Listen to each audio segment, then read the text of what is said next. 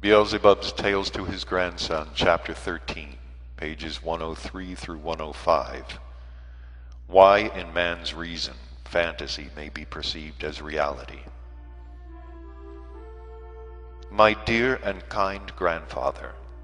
be so kind as to explain to me, if only in a general way, why those beings there are such that they take the ephemeral for the real. To this question of his grandson, Beelzebub replied thus. It was only during the later periods that the three-brained beings of the planet Earth began to have this particularity in their psyche.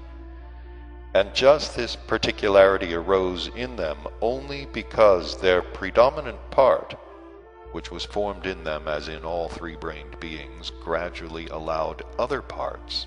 of their total presences to perceive every new impression without what is called being particle duty, but just merely as in general such impressions are perceived by the separate independent localizations existing under the name of being centers present in those three-brained beings. Or, as I should say in their language, they believe everything anybody says, and not solely that which they themselves have been able to recognize by their own sane deliberation. In general, any new understanding is crystallized in the presence of these strange beings only if Smith speaks of somebody or something in a certain way, and then if Brown says the same, the hearer is quite convinced it is just so, and couldn't possibly be otherwise. Thanks merely to this particularity of their psyche, and to the fact that the said writer was much spoken about in the same manner, most of the beings there at the present time are quite convinced that he is indeed a very great psychologist,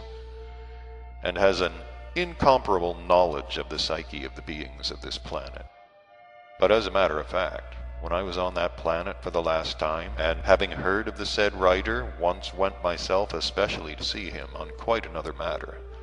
he was, according to my understanding, not only like all the other contemporary writers there, that is to say, extremely limited, and as our Mullah Nasruddin would say, able to see no further than his nose,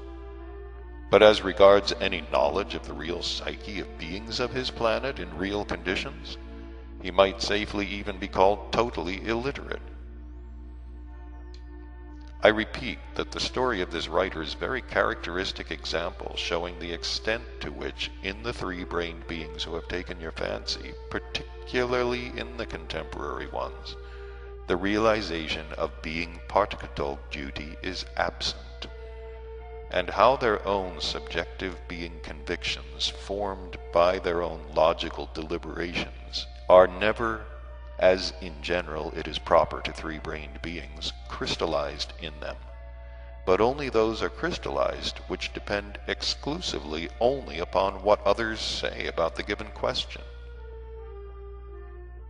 It was only because they failed to realize being particle duty, which realization alone enables a being to become aware of genuine reality, that they saw in the said writer some perfection or other which was not there at all. This strange trait of their general psyche, namely of being satisfied with just what Smith or Brown says, without trying to know more, became rooted in them already long ago, and now they no longer strive at all to know anything cognizable by their own active deliberations alone. Concerning all this, it must be said that neither the organ Kundabuffer which their ancestors had is to blame, nor its consequences, which, owing to a mistake on the part of certain sacred individuals, were crystallized in their ancestors, and later began to pass by heredity from generation to generation. But they themselves were personally to blame for it, and just on account of the abnormal conditions of external ordinary being existence, which they themselves have gradually established, and which have gradually formed in their common presence just what has now become their inner evil god, called self-calming.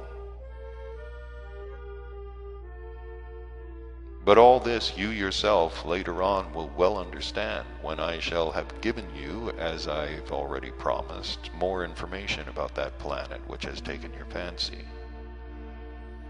In any case,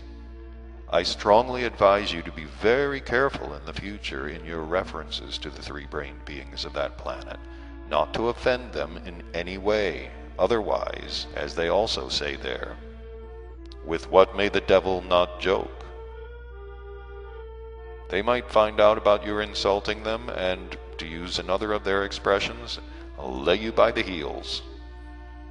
And in the present case, there is no harm in recalling again one of the wise sentences of our dear Mullah Nasruddin, who says, "Struth, what might not happen in this world? A flea might swallow an elephant." Beelzebub intended to say something more, but at that moment a ship's servant entered, and approaching handed him an etherogram in his name. When Beelzebub had finished listening to the contents of the said etherogram,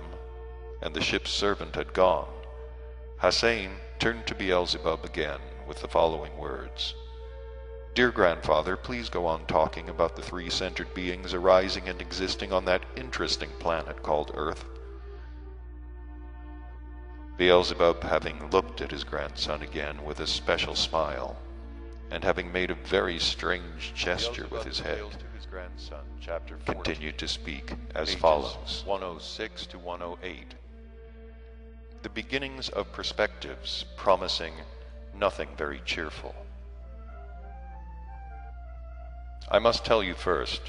that the three-brained beings on that planet also had in the beginning presences similar to those processed in general by all what are called Keschat-Martnian three-centered beings arising on all the corresponding planets of the whole of our great universe. And they also had the same, as it is called, duration of existence, as all the other three-brained beings. All the various changes in their presences began for the most part after the second misfortune occurred to this planet, during which misfortune the chief continent of that ill-fated planet,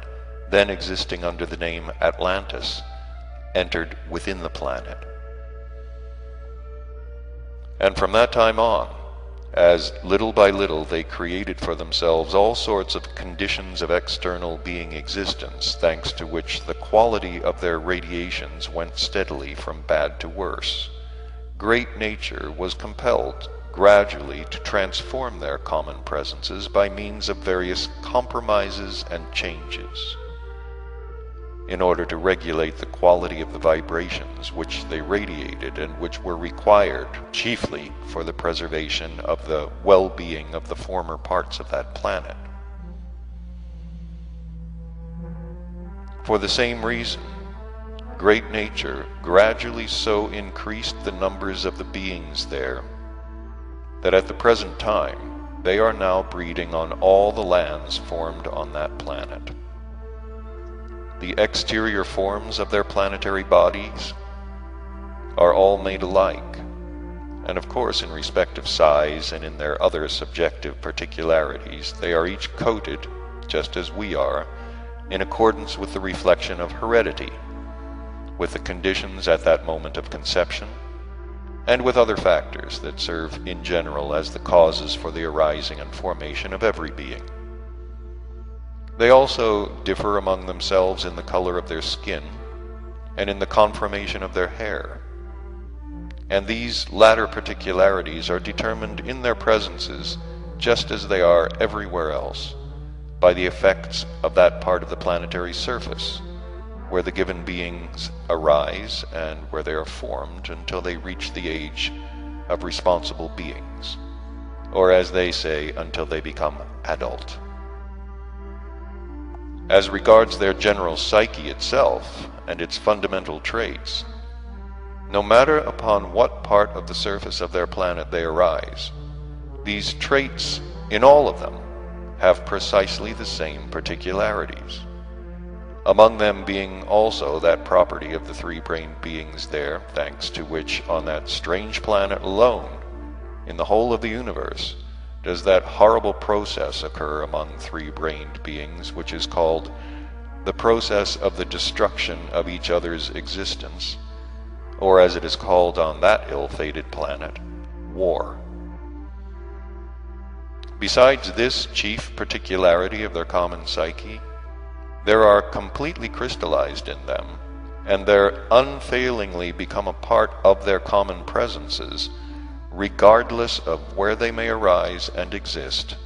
functions which exist under the names egoism, self-love, vanity, pride, self-conceit, credulity, suggestibility, and many other properties quite abnormal and quite unbecoming to the essence of any three-brained beings whatsoever. Of these abnormal being particularities, the particularity of their psyche, the most terrible for them personally, is that which is called suggestibility. About this extremely strange and singular psychic particularity I shall specially explain to you sometime. Having said this, Beelzebub was thoughtful, and this time longer than usual.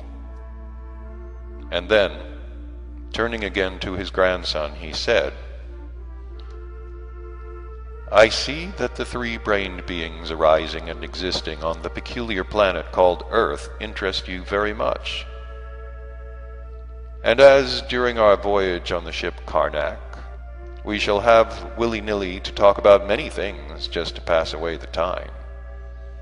I will tell you all I can just about these three-brained beings.